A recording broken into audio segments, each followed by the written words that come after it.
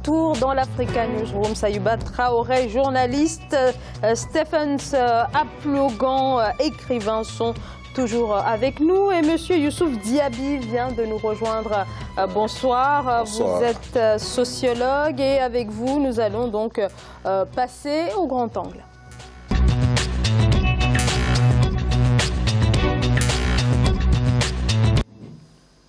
En République du Congo, le général Mokoko, premier dignitaire lourdement condamné, annonce sa décision de faire appel de sa condamnation non seulement dans son pays, mais aussi au niveau des juridictions internationales. Le principal opposant au président Denis Sassou Nguesso a été condamné vendredi à 20 ans de prison pour atteinte à la sûreté de l'État. Une accusation que le candidat à la présidentielle de 2016 nie formellement. La défense du général compte à présent sur un pourvoi en cassation à l'encontre de l'arrêt de la Cour criminelle. Les précisions d'Aïssatou Diamanka-Besland. Le général Jean-Marie Michel Mokoko fait appel de son jugement. Il a été condamné ce vendredi 12 mai 2018 à 20 ans de prison ferme à Brazzaville, la capitale congolaise, avec ses 7 co-accusés, 6 Français et un Congolais. Tous ont été reconnus coupables d'avoir tenté en 2006, 2007, 2015 ou 2016 de porter atteinte à la sûreté de l'État et détention illégale d'armes et munitions par la Cour criminelle de Brazzaville. C'est dans un silence singulier et le visage fermé que le général a accueilli ce verdict. Une fois de plus, la justice congolaise, le système judiciaire congolais, en particulier africain en général, est grandit en ce sens que, contrairement à tout ce que l'on racontait, toutes les idées préconçues qu'on prêtait au système judiciaire congolais, que ça serait un procès biaisé, ça serait un procès pour la forme, etc., ce ne fut pas le cas, puisque les choses se sont déroulées dans toute la transparence. Le général Jean-Marie Michel Mokoko a contesté ce verdict de la Cour criminelle. Il souhaite également poursuivre cette procédure devant les juridictions internationales. Ses avocats, quant à eux, dénoncent un procès politique et ont saisi le Comité des Nations Unies sur les détentions arbitraires. Le général Mokoko, c'est un dignitaire du pouvoir, c'est-à-dire que celui qui a accompagné Monsieur le Président de la République dans ses actions sur tous les plans. Au plan intérieur et au plan extérieur. Donc nous ne pouvons pas nier ce rôle-là. En ne voulant rien dire, vous consommez, vous acquiescez, vous assumez tout ce qui est porté sur des charges. Toutes les charges qui vous ont porté, qui vont été portées. 3 jours pour aller en cassation pour des personnes qui n'ont pas voulu parler hier et demain, et ils vont dire quoi? Est-ce que M. Mokoko va parler ce jour-là? A rappelé que le général Jean-Marie Michel Mokoko a été candidat à la présidentielle en 2016, élection qu'il avait perdue au profit du président Denis Sassou Nguesso. Donc c'est désormais une affaire portée au niveau de la communauté internationale. Youssouf Diaby, à quoi faut-il s'attendre? Moi, je pense d'abord que dans un premier temps, les juridictions internationales, ce sont des juridictions de substitution. C'est-à-dire c'est des juridictions secondaires. Et donc, faire appel à une juridiction internationale pendant qu'on est déjà condamné par la juridiction nationale et surtout une juridiction native, c'est-à-dire que donc, tu fais partie du pays, ce sera très difficile que la juridiction internationale puisse prendre part et demander qu'on puisse déporter ou rapatrier ou revoir le procès. Ce qui peut se faire dans ce cas, c'est que ce sont des ONG internationales, telles que Human Rights Watch, Amnesty International et d'autres organisations de défense des droits de l'homme qui peuvent voir si la procédure n'a pas été respectée ou si elle a été respectée. Donc, ici, je pense qu'on ne peut pas faire, quand on parle de juridiction internationale, la plus grande juridiction internationale, c'est la Cour pénale internationale. Or, ici, ça ne rentre pas dans le domaine de la Cour pénale internationale. La Cour pénale internationale, c'est une juridiction qui juge les criminels de guerre et c'est une criminelle qui juge des crimes qui sont vraiment Alors là, très le grands. recours, hein, c'est précisément devant la Commission africaine des droits de l'homme et le groupe de travail des Nations Unies, précisément. Bon, la juridiction, au niveau des droits, si j'ai fait exprès en ne parlant pas de la juridiction des droits de l'homme africain, parce que c'est une juridiction qui n'existe seulement que sur papier. Ça n'existe pas pratiquement comme la Cour pénale internationale, ça n'existe pas pratiquement comme la Cour européenne des droits de l'homme. C'est une juridiction qui se réunit quand des chefs d'État veulent qu'ils se réunissent, que les gars qui se réunissent ou pas.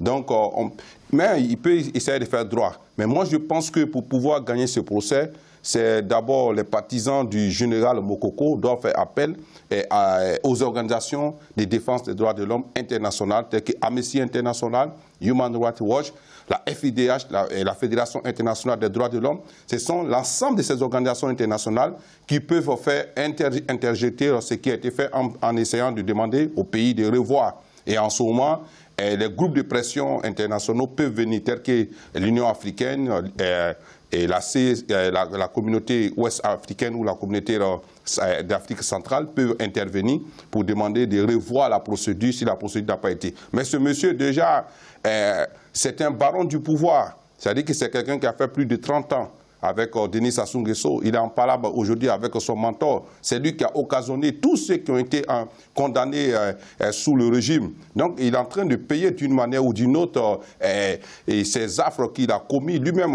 lorsqu'il était le mentor, lorsque c'était lui qui dirigeait, c'est-à-dire que la direction de surveillance du territoire. C'est lui qui dirigeait tout au Congo-Brazza. Donc aujourd'hui, s'il se réveille, et puis bon.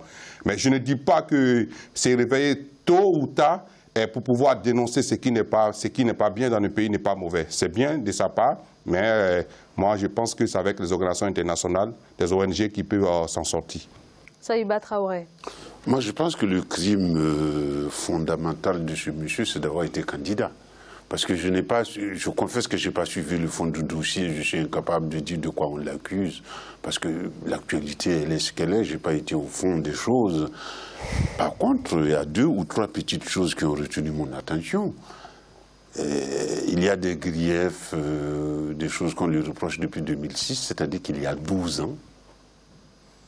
Et c'est quand il a été candidat aujourd'hui qu'on va déterrer ça. Pendant 12 ans, il y a eu ce manquement, disons, qu'on lui reproche, et personne n'a trouvé quelque chose à redire à ce propos. Et c'est aujourd'hui seulement que le pouvoir trouve que ça mérite d'être jugé. Bon, moi je ne fais que constater, hein. Les 12 ans, ça existe, on les multiplie par 365 jours, et autant de conseils de ministres, de réunions de cabinet, de tout ce que vous voulez. Et c'est seulement aujourd'hui qu'une juridiction trouve que ça ne va pas. Bon, chacun en fera ce qu'il veut. Deuxièmement, je constate que l'Afrique est toujours incapable de juger ses affaires sur son continent et qu'il faut toujours faire appel à une juridiction internationale. Et cette incapacité devrait nous faire honte. À chaque fois que je vois, on a fait appel aux juridictions internationales, il y a eu une commission d'enquête indépendante, on a fait venir des ONG, comme mon ami Diaby lui dit, ces ONG, ce n'est pas la justice, c'est pour faire pression sur le pouvoir. Mais on a fait les mêmes les mêmes études que ceux qui font des procès chez eux. Pourquoi nous sommes-nous si handicapés ? On devrait avoir honte. Autant le pouvoir, l'opposition, tous les Africains devraient avoir honte. On est incapable, tout pays africain confondu, de faire un procès correct chez nous. Je ne sais pas. Je ne sais pas comment on pourrait qualifier ça, mais c'est une honte. En fait, excuse-moi, moi je pense que, comme il a dit tout de suite là, au fait, le problème, les Africains, aujourd'hui en Afrique, on est incapable de juger sur notre propre territoire, parce que ceux qui disent des droits ne font pas du droit, ils font purement de la politique. Ils sont au service des hommes politiques, des chefs d'État. Et le général Makoko sait bien qu'à son temps, lorsqu'il était, il était dans les affaires du pouvoir, tout ce qui était jugé au Congo-Brazza, c'était sous l'ordre du pouvoir, c'était sous son ordre, c'était sur les ordres. Donc, raison pour laquelle il demande que la communauté internationale puisse intervenir. Parce qu'il sait que le droit en Afrique ne se dit pas. C'est ce que le chef d'État dit, c'est ce que pensent les barons du parti au pouvoir, c'est ce qui se dit. Donc, la justice en Afrique, c'est vraiment un thème qu'il faut revoir. Nos juristes en Afrique, pour la plupart, lorsqu'ils sont déjà dans les institutions internationales ou autres, bon, ils arrivent à faire quelque chose. Mais en Afrique, ils n'arrivent pas à bouger. Ça, c'est un grand problème, comme tu le dis. Je suis d'accord avec vous. Stéphane Saplo. Voilà. Je pense qu'il faut s'inquiéter de ce juridisme brutal en Afrique. Il y a le cas du Congo avec le général Mokoko qui subit une sorte de pression. On pourrait être tenté de dire que c'est un retour de manivelle. Mais je pense que ce qui devrait être... l'idéal aurait été que qu'on assure aux présumés coupables dans cette affaire une justice équitable. Du moins que... D'abord, on l'a fait poireauter, je crois, 2 ans. Alors, 2 ans d'instruction. Oui, dans les couloirs de la prison, avant que le procès tienne ces derniers jours et qu'on lui flanque 20 ans. Ça a tout l'air d'une machination, d'un harcèlement. Et c'est des choses qui sont plus ou moins communes à nos pays. Au Bénin, actuellement, il y a un certain nombre de choses du genre qui se produisent. Actualité pour actualité, où un député a plus ou moins été déposé dans des conditions vraiment surprenantes. Je ne me prononcerai pas sur le fond, mais c'est pour dire que, c'est pour dire qu'en Afrique, c'est plutôt un peu malheureux de s'écarter du pouvoir pour rester dans une sorte d'opposition ou de rester dans une démarche de contradiction par rapport au pouvoir qu'on a en face de soi. Dès l'instant où vous vous embarquez dans cette direction et que vous n'avez pas un dos assez large pour porter des coups, du jour au lendemain, on peut fabriquer une affaire et vous traiter vers les tribunaux où vous n'avez même pas les moyens d'une justice équitable. Alors, voilà, bon. Puisqu'on n'a pas de représentant sur ce plateau du pouvoir congolais, alors quand même, le procureur a quand même présenté des scellés supposés contenir les preuves, à savoir des armes, et une vidéo également datant de 2007 où le général Mokoko semble fomenter un coup d'État avec d'autres interlocuteurs dans la vidéo. Voilà, juste pour citer quand même des éléments apportés dans cette affaire, puisqu'on n'a pas de représentant du Congo. Oui, c'est vrai qu'on n'a pas de représentant de l'État du Congo ici, mais nous qui sommes ici, nous ne sommes pas du Congo. Donc, on est mieux placé pour apporter notre vision. Oui, bien sûr. Non, c'est pour équilibrer oui, on n'apporte pas notre... débat. On n'accapare pas le pouvoir en tant que tel. Nous disons que généralement en Afrique, comme ce que vous venez de dire, quand je prends un exemple, il a pris l'exemple du Bénin, et moi je prends l'exemple de la Côte d'Ivoire. Exemple, c'est un pays où un chef d'État qui vient au cours de l'indépendance qui dit qu'il n'y a pas de prisonniers politiques pendant qu'il y a près de 286 prisonniers politiques. Tu vois? Donc, on veut tout simplement montrer que l'État, quand il veut fabriquer, il fabrique. L'État en Afrique, il peut vous prendre et vous dire que vous avez volé, vous avez dit que oui, j'ai volé. Il peut vous demander que vous avez fait un coup d'État, vous avez dit que vous avez fait un coup d'État. Fait une vidéo pour montrer que vous avez fait un coup d'État, que vous étiez avec les hommes sur la mer, que vous étiez avec les hommes sur le port de Togo, vers le port d'Abidjan. Mais ça, c'est clair, ils peuvent le faire. Et alors, pour vous, les preuves ne tiennent absolument pas. Les preuves des pays africains au pouvoir, ce sont des preuves qui sont des preuves farfelues. Ce sont des preuves qui ne tiennent pas. Ça, c'est clair. Donc, moi, ce que je peux dire, Mokoko, lui-même, il sait très bien que ces preuves qui sont contre lui, ce n'est pas des preuves qui existent. Il n'a pas...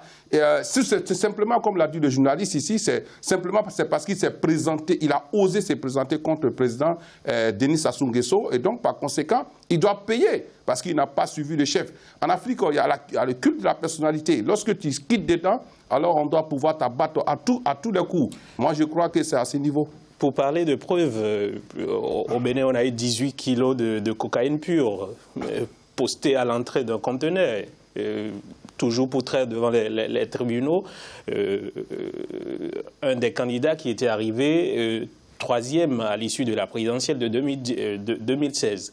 Donc c'est pour dire, les preuves sur le champ politique n'engagent que ceux qui y mettent leur foi. Voilà, c'est tout. Moi je voudrais citer, à propos des preuves, je voudrais citer très rapidement une anecdote personnelle, parce que quand on arrive, nous, d'Europe, on est un peu naïf.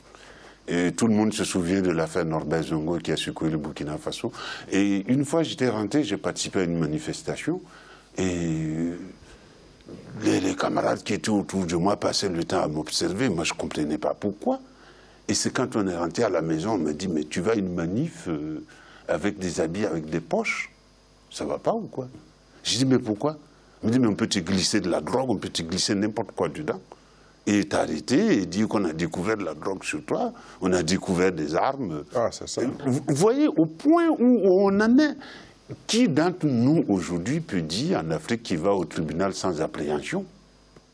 C'est ça. Moi, je ne sais pas qui peut oser dire ça. Personne ne peut l'oser. Alors, quand vous arrivez au niveau du sommet de l'État, dans les hautes sphères, je dis toujours à mes filles, à mes petits-fils que les enfants font des petites bêtises et les grands font de grosses bêtises. Alors, quand vous arrivez au sommet de l'État, imaginez ce qui peut se faire, ce qui peut se trafiquer.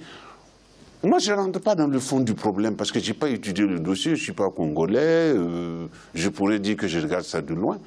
Mais quand même, il était au service de ce pouvoir qui le juge aujourd'hui pour ce qu'il a fait en 2006, 12 ans, quand il était à leur service.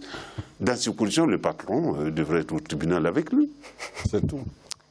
Parce que le coup d'État, c'était contre le patron. Or, il travaillait pour le patron. Donc, j'aimerais qu'on m'explique. Voilà. Et après ça, il est resté 12 ans, après avoir voulu faire un coup d'État, il est quand même resté 12 ans. Non, jusqu'à sa candidature. C'est ça, le seul péché, c'est parce qu'il était candidat. Qu'on m'excuse voilà. Si je dis n'importe quoi, parce que je ne connais rien du dossier, mais quand même, moi je trouve que cette date de 2006, enfin, quand j'ai reçu votre mail, j'ai regardé un peu, et puis j'ai vu quand même en 2006, et c'est aujourd'hui, 12 ans après, qu'on convoque ce monsieur. Bon, peut-être que mon cerveau ne fonctionne pas bien, quoi, je ne sais pas. Ou peut-être que je lis les choses à l'envers. Merci beaucoup à tous les trois pour ce décryptage. On marque une courte pause. Restez avec nous. À tout de suite.